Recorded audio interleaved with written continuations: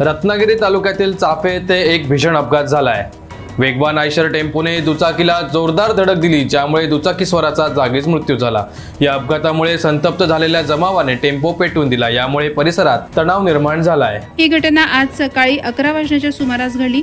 खंडाळा चाफेर येथील किरण पागडे आपल्या ओमनी गाडीच्या कामासाठी मांजरे फाटा येथे जात होते। चाफे पेट्रोल पंपाच्या पुढील वळणावर अचानक आलेल्या वेगवान आयशर टेम्पोने त्यांना जोरदार धडक दिली। ही धडक इतकी भीषण होती की किरण पागडे टेम्पो खाली आले आणि त्यांच्या डोक्यावरून मागचं चाक गेलं, त्यामुळे त्यांचा जागीच मृत्यू झाला।